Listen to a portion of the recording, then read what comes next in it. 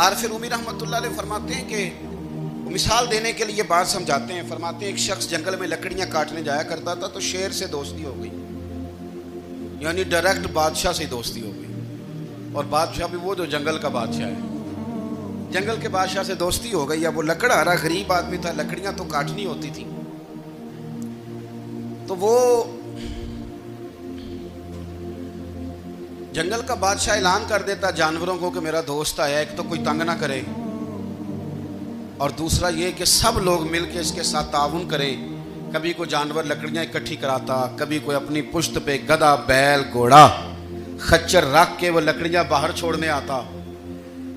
تو اب اس کی بڑی دھوم مچ گئی جنگل کے اندر. لکڑہارا مزدور تھا, وہ بادشاہ سے دوستی کر کے بادشاہ ہی بن گیا. وہ گھر آ کے نا بیوی کو اکثر بتاتا کہ میرا ایک دوست ہے, میں جاتا ہوں تو ساری پہلے ہی مخلوق کھڑی ہوتی ہے میرے استقبال کے لیے. دوستی جو بڑے سے ہو گئی ہے.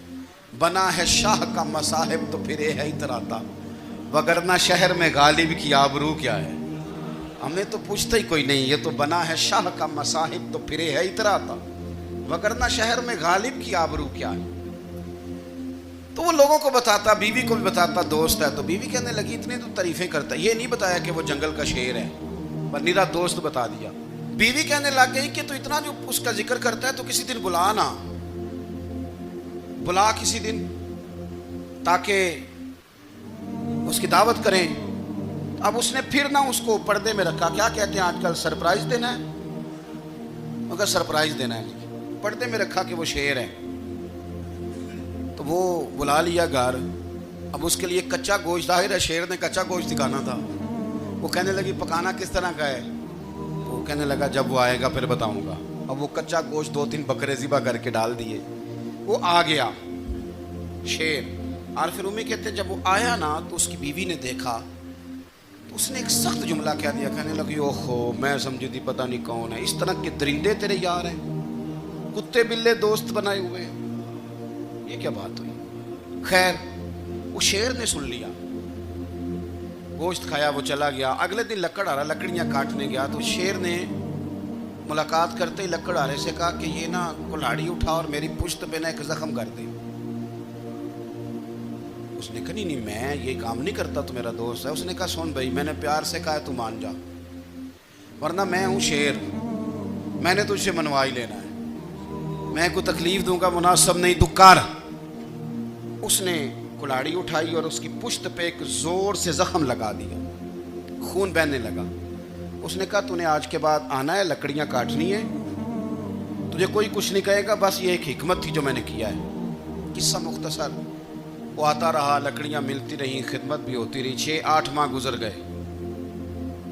ایک دن شیر اس سے کہنے لگا یہ میرے ذرا بال اٹھا کے دیکھ, وہ جو تو نے زخم لگایا تھا وہ کہاں پہ ہے. اس نے وہ بال اٹھا کے دیکھا تو زخم ملا ہی نہیں, کئی جگہ پہ ٹٹولا کا یار یہاں تھا یہاں تھا یہاں تھا. شیر نے پھر کیا کمال ہی جملہ کہا. اس نے کہا کہ وہ جو کلاڑی کا زخم تو نے لگایا تھا نا وہ مکمل ہو گیا, لیکن تیری بیوی کا جو لہجہ تھا اور اس کی جو تلخی تھی وہ آج تک میرے ذہن میں موجود ہے, وہ ابھی بھی مجھے تکلیف دیتی ہے. وہ بات سوچتا ہوں مجھے اس نے درندہ کہا, اس نے میرے بارے میں اتنے کچے اور کمزور اور سخت جملے کہے, تو وہ بات مجھے بھولتی, وہ آج بھی میرے ذہن میں اسی طرح گونجتی ہے.